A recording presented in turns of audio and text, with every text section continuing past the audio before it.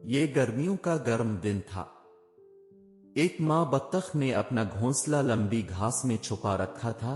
बत्तख का ये घोंसला लोमड़ी और दूसरी लोमड़ियों की नजरों से महफूज था। वो अपने अंडों पर बैठी अंडों में से बच्चों के निकलने का इंतजार कर रही थी। आखिर में अंडे निकले, एक इंडों के टूटने की आवाज और छोटे छोटे बहुत सारे प्यारे से रंगों में लिपटे बत्तखों का गुच्छा नमूदार हुआ। बत्तख की मां अपने बत्तख बच्चों को देखकर बहुत खुश हुई, लेकिन घोंसले में सबसे बड़ा अंडा अभी भी मौजूद था। बत्तख की मां को इतना बड़ा अंडा देना याद नहीं था। अचानक बड़ा अंडा फट पड़ा और बत्तख का बच्चा अंडे में से निकला। ये चिड़िया के जैसा दुखने वाला बच्चा बड़ा सा सुरमई और बदसूरत था। इसके बड़े पांव थे और चौड़ी चोंच थी और वो बत्तख की तरह नहीं लगती थी। दूसरे बत्तख के बच्चे इसे पसंद नहीं करते क्योंकि वो बदसूरत था। कुछ दिनों बाद बत्तख की मां अपने बत्तखों को तैराकी के लिए ले गई। बड़ी भूरी रंग की बत्तख बच्चा भी दीगर बत्तखों में शामिल हो गई। जबरदस्त तैराकी के बाद बत्तख का खानदान सहन में घुस गया। आहिस्ता कदमों से चलता रहा। जैसे ही सुरमई बत्तख बच्चा सहन में दाखिल हुई, अर्द गिर्द दरख्तों पर बैठे तमाम परिंदे इसके बारे में गलत बातें करने लगे। हर रोज इस बत्तख के बच्चे के साथ ऐसा ही होता। बत्तख बच्चे को परेशान करने के लिए दूसरी बत्तखों और यहां तक के मुर्गियों के जरिए चोंचें और धकेल दिया जाता था।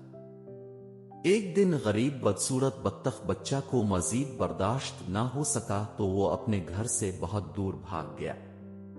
आखिरकार वो एक दलदल में जा पहुंचा जहां सिर्फ जंगली बतखें रहती थीं। जंगली बत्तखों ने इससे कहा, तुम बदसूरत हो, तुम यहां नहीं रह सकते, चले जा। बत्तख बच्चा इन बत्तखों से दूर हो गया। गरीब बत्तख को बहुत अकेला महसूस हुआ। वो इस जगह से हिला भी नहीं। चूंकि सर्दियों का मौसम था, पानी बहुत ठंडा था और सर्दी से पानी जमते ही बत्तख की बच्चा इस पानी से बनी दलदल में फंस गया। अगली सुबह के वक्त एक किसान जो इस रास्ते पर आया, उसने बत्तख के बच्चे को दलदल में से बचाया और उसे अपने घर ले गया। लेकिन बत्तख का बच्चा घबरा गया। उसने दूध के बर्तन में छलांग लगा दी और दूध को सारे कमरे में गिरा दिया। किसान की बीवी गुस्से में आ गई और उसने डंडे से पीटते हुए बत्तख बच्चे को घर से बाहर भगा दिया। बत्तख का बच्चा वापस दलदल में चला गया।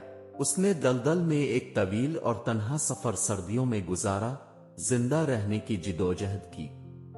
आखिरकार बर्फ पिघल गई। मौसम बहार का मौसम था और बत्तख का बच्चा पहले से बड़ा और मजबूत था। उसने हवा में ऊंची उड़ान भरी और वो एक खूबसूरत झील पर उतरा जिसके चारों तरफ शानदार सफेद और खूबसूरत हंस थे। बदसूरत बत्तख ने सोचा कि अगर हंस उसे देखेंगे तो वो भी उसकी शक्ल का मजाक उड़ाएंगे। वो अपने आप पर शर्मिंदा हुआ और सर झुका लिया। उसने अपना सर झुकाकर पानी में अपना अक्स देखा और हैरान रह गया। इसके बदसूरत पंख अब बर्फीले सफेद हो चुके थे और उसकी गर्दन खमीदा और पुतली थी। वो बड़ा होकर एक हंस बन चुका था। दूसरे हंस उसकी तरफ आए और उसे अपनी चोंचों से मारा। आसपास के बच्चे इसे देखकर खुशी से चीखे और रोटी के टुकड़े इस पर फेंके।